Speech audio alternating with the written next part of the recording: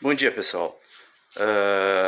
O meu vídeo de hoje é sobre quem deu o golpe em Dilma Rousseff, ou quem deu o golpe na democracia brasileira, né?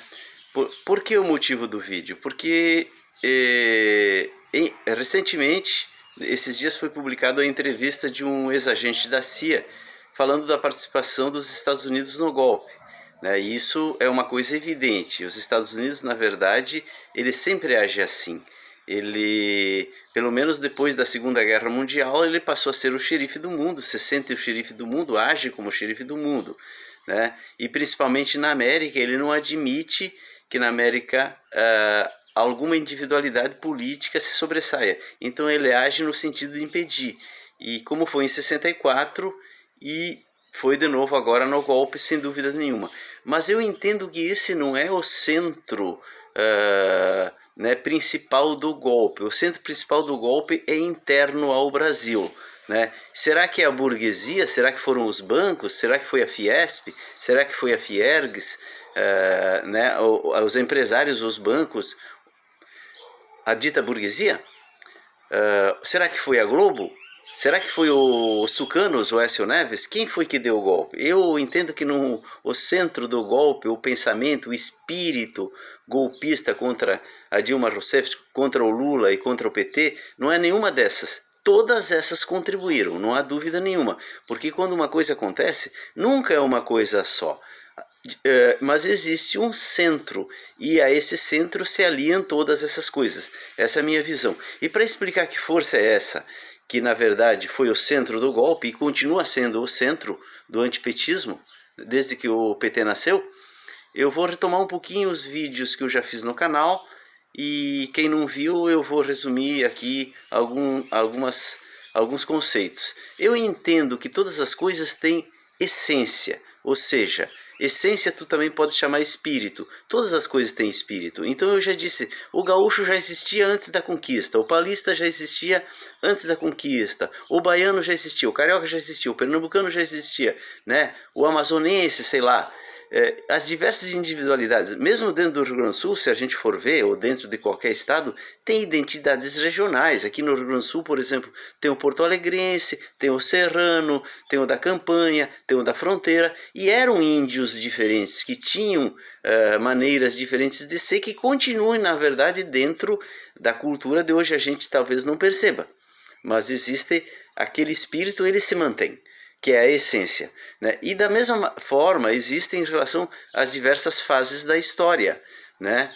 O Max Weber dizia que o capitalismo, o espírito do capitalismo sempre existiu. Então, lá no Homem das Cavernas já tinha um cara que gostava de acumular, de trocar. Acumulava, sei lá, conchas, ossos, sei lá, mas acumulava alguma coisa. Que nem o guri que fica acumulando bolas de gude. Que espírito é esse do cara que troca e quer acumular? É o espírito do capitalismo que veio a se tornar poder depois da Idade Média, com a ascensão da burguesia, que é movida por esse espírito. Vocês me entendem? E a burguesia o que é então? Comércio, depois indústria, que é um comércio um pouquinho mais elaborado, e os bancos, que vieram como consequência da acumulação do dinheiro. Então, burguesia, comércio, indústria e bancos. E esse espírito sempre existiu e sempre vai existir. Tanto que é que aquela ideia do Marx de acabar com a burguesia, expropriar os expropriadores, não deu certo, justamente porque o espírito continua. Então o socialismo ele tem que existir mesmo aceitando que a atividade, o mercado vai continuar. Porque socialismo não é a erradicação do mercado.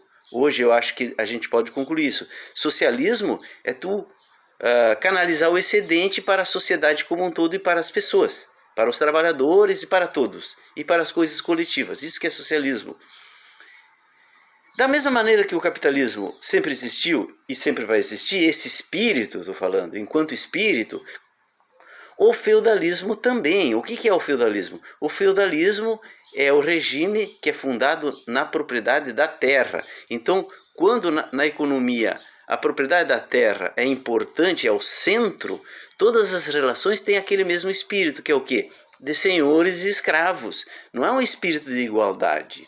A burguesia, junto com o proletariado, derrubou o antigo regime e instalou um regime em que, pelo menos, Você tem direito à igualdade, ainda que ela não tenha sido realizada completamente, mas pelo menos, mesmo que seja de uma forma mais ou menos hipócrita, igualdade, fraternidade, humanidade, eram os princípios da Revolução Francesa, e é inegável que a sociedade moderna, a sociedade dita burguesa, ela tem pelo menos a possibilidade de igualdade. Enquanto a sociedade antiga, feudal, o servo não tinha como deixar de ser servo, nem ele, nem seus filhos. Ele estava condenado a ser eternamente servo e trabalhava para o seu senhor unicamente pela sobrevivência. E para derrubar o antigo regime, o proletariado se juntou à burguesia. Na Revolução Francesa, na tomada da Bastilha, estava lá a burguesia liderando, mas estava o proletariado pedindo um novo momento em que ele poderia se livrar dos grilhões do antigo regime feudal. Muito bem, nessa perspectiva, qual é a força no Brasil que é anti-PT, que não aguenta o PT, que nunca engoliu o PT, que nunca vai engolir o PT? São os ruralistas, que são os herdeiros desse espírito medieval, entende? Para um ruralista dentro dos seus domínios, ele manda, ele é o senhor. Ele pode ser igual aos amigos dele que ele convida para comer um churrasco, mas a peãozada tem que saber o seu lugar. Ele não admite igualdade, ele tem horror à igualdade, tem aversão à igualdade. E esse pensamento no Brasil, por ser um país muito agrário, por nós estarmos nos tornando cada vez mais os produtores do alimento do mundo, e eu já falei num vídeo que isso não é ruim, porque o alimento cada vez é uma coisa mais valorizada, nós devemos tirar proveito disso. Mas isso empodera o setor. A gente tem que ter clareza que essa ascensão do Brasil como produtor de alimentos do mundo empodera esse setor ruralista. Então a gente tem que se dar conta disso, porque esse pessoal tem que ser identificado como o setor anti-PT e golpista do Brasil, e as suas unhas têm que ser cortadas, certo? E, por outro lado, a burguesia, a dita burguesia, que é comércio, indústria e bancos, que uma parcela da esquerda elege como seu inimigo, não é nosso inimigo. Na verdade, ele é um virtual parceiro. Por quê? Porque a ação de um governo como o do PT, que distribui renda, que aumenta o poder de compra das pessoas, ele turbina o mercado aumenta, os lucros aumentam, e o empresário, né, o comerciante, o industrial e o banqueiro, ele não tem necessariamente uma ideologia. A ideologia dele é o lucro. Se aumenta o lucro, ele é parceiro teu. Por que a burguesia reage? É quando tu nega o direito da sua existência. Quando tu diz, vou expropriar os expropriadores. É evidente que eles daí, nesse caso, vão reagir no sentido de impedir. Bom, é isso que eu tinha para dizer nesse vídeo. Primeiro vídeo de 2022. E sempre lembrando que nesse canal a gente não julga, a gente procura olhar. Mesmo os ruralistas, pessoal, eles não vão desaparecer tão cedo. O espírito ligado à terra vai continuar. A gente tem que clarear isso, entender como lidar com isso. E o ódio não constrói nada, só o amor. Um abraço a todos.